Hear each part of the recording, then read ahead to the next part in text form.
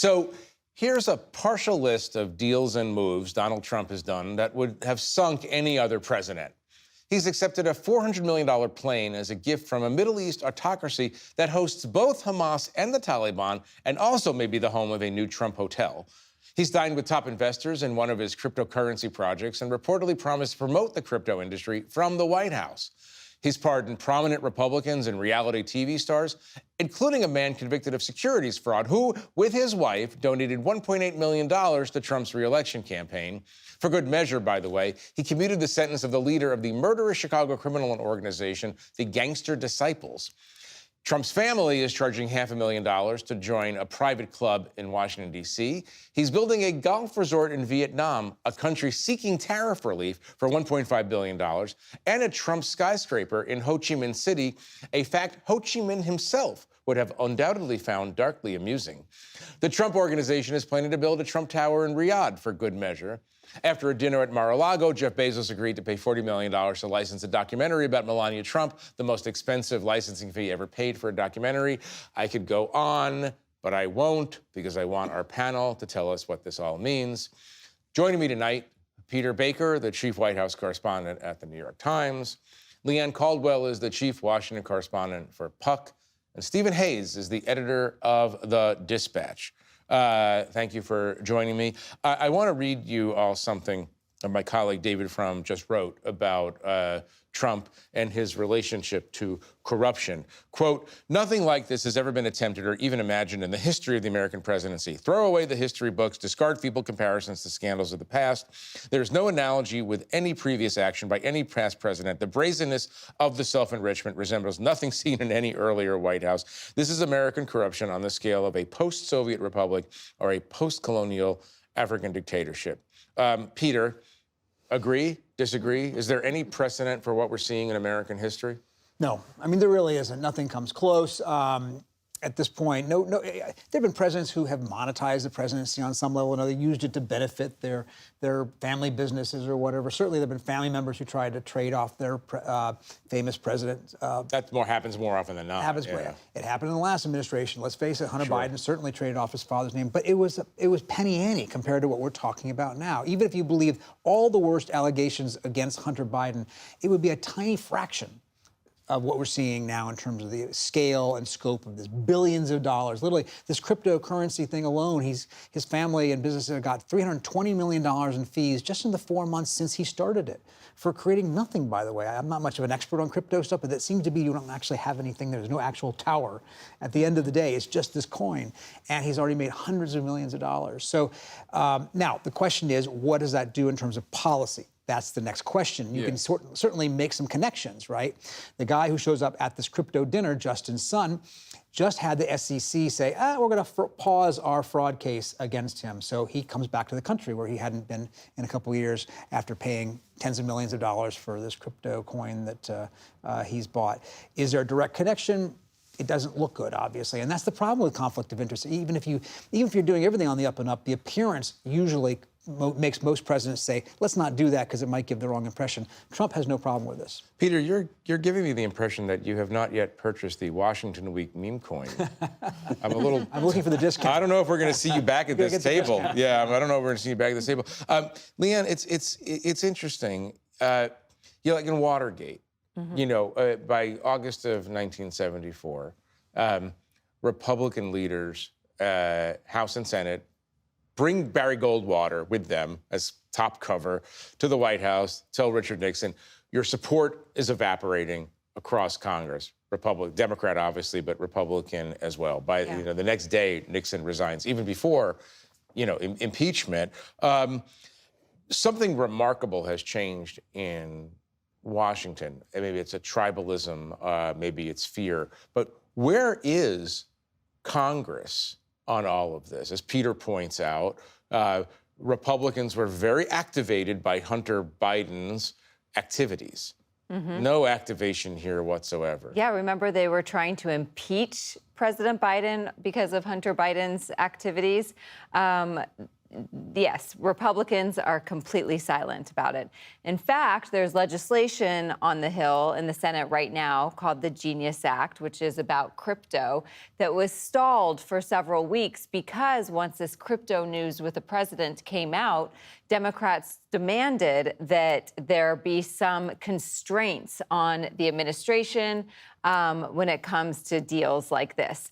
They never reached an agreement, and this bipartisan legislation is moving forward without those constraints on the administration, trying to rein in and make some of this maybe not illegal, but some guardrails around it. But another thing is the president is immune from any sort of repercussions other than congressional impeachment, right? The Supreme Court has already ruled that the president cannot be charged with anything. And Republicans do not have any motivation, political or any way, to break with the president on this. This is not something that they think is worth getting in front of the president on. Can I ask you this, though? I mean, and I know this probably will sound naive to you, but you said they have no political motivation, but what about just being shocked ethically or morally by this kind of brazen business dealing in the White House? So, yeah, you think that is how it should play. I mean, you talk to people all the time, and you talk to them privately as well. Is there any private anxiety about this, private anger? I mean, privately, they're like, yeah, this isn't great. Publicly, you see some who say, you know, well, we would prefer if it wasn't like this. Like Senator Josh Hawley is one of those people who has said something publicly, but they're not willing to do anything about it. And let me flip the question around, because even the Democrats aren't really making this much of an issue. And the reason they're not talking to Democrats is, first of all, the flood the zone thing is absolutely working. They can barely keep up. But also, Democrats are telling me, look, everyone knows that Donald Trump is corrupt. It is already baked in what people think about him. They also think that all politicians are corrupt. And so this is not a political argument that works right now. And so they are trying to refocus everything on chaos, on how Donald Trump is not helping inflation and costs and not helping your pocketbook specifically, because they found that people just don't really care and respond to the corruption. I guess one of the things I'm surprised at, Steve, is throughout American history, there have been consequences for this kind of self-dealing, right? Whether it's Ulysses S. Grant, whose reputation suffered because of a corruption in the cabinet, Warren Harding, the Teapot Dome scandal, up to Watergate, obviously, and more minor incidents. This seems completely novel in American history. How do you explain the fact that no one seems to care? Yeah. I mean, I think, you know, what you read from David Frum was accurate. I agree with Peter. This is unprecedented. And, you know, during the first Trump term, I think too many of our colleagues said things were unprecedented that weren't, in fact, unprecedented. This is truly unprecedented. We haven't seen this before. And I think one of the reasons that there's not more outrage is Leanne's last point. There's a general sense, certainly on the Republican side, rank-and-file Republican voters believe that everybody does this. This is what's been going on in Washington. Remember, Donald Trump ran and he was going to drain the swamp. This is the way that people perceive Washington working. And Trump just does it with he's a little bigger, does it with a little more flair. He's a little more aggressive. Right. And I think that's how you get Republican voters who can rationalize this, having talked to some of them about it. And in Congress, you know, I think there's a divide on the Republican side. You have the sort of hardcore MAGA supporters who say, this is great, I'm glad he's doing this, I don't care, this is what everybody's done all along. And then you have, I'd say, a quiet majority who thinks it's awful. And they will tell you it's awful off the record or in private conversation. But they don't love it. They're not going to step up to do much about it. Yeah. Are any of them, not to be overly cynical now, are any of them making money on any of this? I mean, that's a real question, I think, when, you know, and it's a question about the tariffs and what he's doing with the tariffs every single day. I mean, if you know that these things are coming, he announced he wants to now double the steel tariffs. Suddenly, people weren't expecting this. But if you knew that this was coming and you could potentially place bets that way, it could be profitable. Well, and that's the thing, right? The president may be immune for actions that are officially, you know, part of his job. people around him aren't. And normally administrations, in fact, find, you mentioned a couple of examples where presidents themselves didn't get in trouble, but the people around them had done a lot of things. Well, we don't know, right? Is somebody playing the market here? If they know the president, as you say, is going to say something and it'll tank the market, or the other way around, you could time it.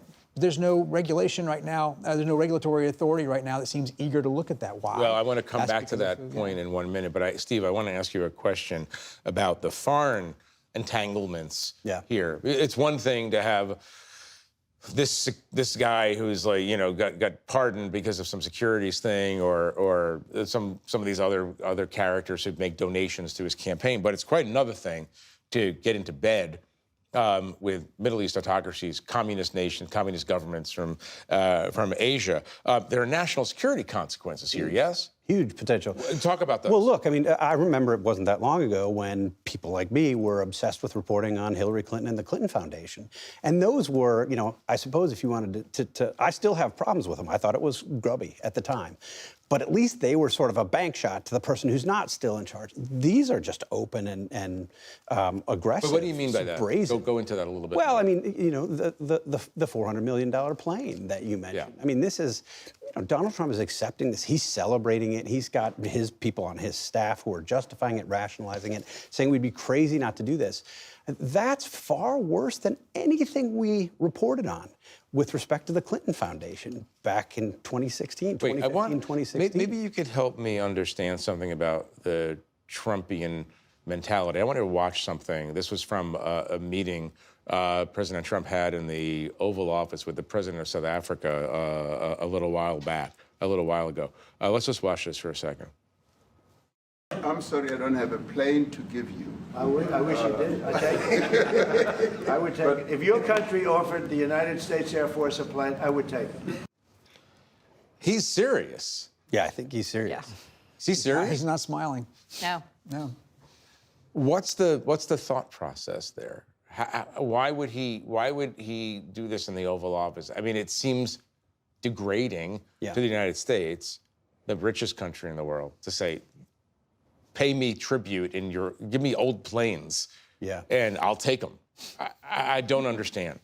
Yeah, I mean, look, I think he likes it when people sort of kowtow to him and go in and kiss the ring. I think that's exactly what was happening there. And he, you know, it's part, Peter alluded to this earlier, part of what makes it hard to keep up with is the volume of it, and that it is so out in the open. And, you know, you have talked to Republicans on the Hill, and they will say, hey, you know, the Hunter Biden stuff was all hush-hush, and, you know, there were these payments for his bad art that he got, and we had to subpoena people to find out about this. Trump's doing it in the open, so it must be justifiable. You're actually seeing Republicans make those arguments, and I think it's a strength of Trump. They're literally comparing it to France giving us the Statue of Liberty. Yes. Like the airplane equates the Statue of Liberty. Yeah, I mean, you know, there is something interesting here that in journalism, obviously, a lot of the energy of investigative journalism goes into exposing the cover-up. But, Leanne, there's no cover-up here. There's just business. Yeah. Like, business that would have been considered scandalous in any other administration. And when Donald Trump Jr. goes overseas to help ink these deals, they're very open about it. And there are no investigations on the Republican side into this. There are a couple letters and inquiries from the Democratic side in Congress into this. But, you know, Republicans are still investigating President Biden's administration. The Oversight Committee in the House just opened another investigation into the auto pen. And so they are still obsessed with that, while all of this, like you said, is completely out in the open. Could you just do 20 seconds for all the normal people at home the who auto don't pen. follow the Okay, auto yes. pen scandal, what the auto pen scandal Yes. is? Should I look into camera and explain? Yeah, talk to America about the auto pen for a minute. The fact that President Biden, the Republicans say, was so incapacitated that staffers were running the government using his signature with an auto pen. Right. Which is not actually scandalous because presidents often use auto pens. Use auto pens. To sign vast numbers of Also letters. produce zero facts on this. This is simply them Correct. trying to say, well, he's so doddering, he must have had AIDS during auto pen. They have no Right. idea. Correct. And Right. it doesn't matter that there are no facts behind But it. they are subpoenaing people Peter- to come in. Peter, one more angle on this that I'm interested in. Congress is obviously not providing muscular oversight now, but there used to be in government various bodies within the executive branch that would provide self-oversight. Yeah. I want to read you something that you just wrote. Mr. Trump, the first convicted felon elected president, has erased ethical boundaries and dismantled the instruments of accountability that constrained his predecessors. There will be no official investigations because Mr. Trump has made sure of it.